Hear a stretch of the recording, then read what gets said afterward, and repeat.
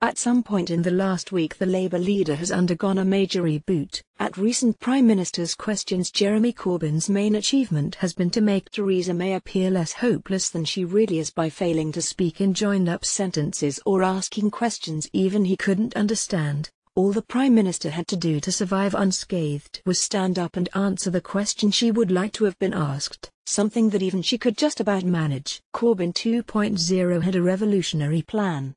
Talk in plain English. Keep things short and sweet. Stick to one subject. Don't attempt the impossible of thinking on his feet and ask the questions that everyone in the country wanted answered. He began by highlighting the government's divisions on Brexit. Did she agree with her Foreign Secretary that her favoured customs partnership arrangement was crazy?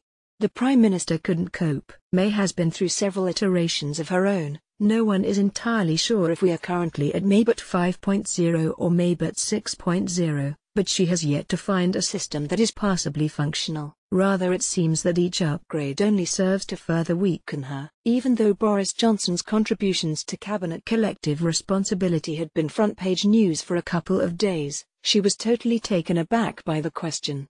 "We are leaving the European Union and we are leaving the Customs Union," she said, playing for time as so often before by offering nothing that advanced the public understanding of anything. It's becoming clearer by the day why the government has made so little progress in its Brexit negotiations. It's not just that no one can agree on what it is they want, but that every new development seems to take the cabinet completely by surprise. Michel Barnier must have more enlightening conversations with his grandchildren. Corbyn relaxed into his script. No deviation, no repetition, no hesitation. The Labour backbenchers couldn't believe what they were hearing. The best response they can normally muster for their leader is a passive-aggressive silence, but now some were actively encouraging him. Their man was successfully embarrassing the Prime Minister by simply stating the obvious. The government was committed to working on two solutions to the customs union that both the government and EU agreed were unworkable and unacceptable. You'd be pushed to come up with a better definition of clueless. "We are leaving the customs union," the Maybot said again as her computer crashed and she burned. By the time the exchanges between the two leaders came to an end, she was just a mess of wires and smoking silicon chips with a disembodied voice, both shrill and brittle, begging someone to unplug her. On days like this, it is hard to see how she can remain in the job, or how she could even want to. It feels as if it's only the pressure coming at her from all sides that is stopping her falling apart. With John Bercow away at Michael Martin's funeral, it was Deputy Speaker Lindsay Hoyle who was left to preside over the proceedings.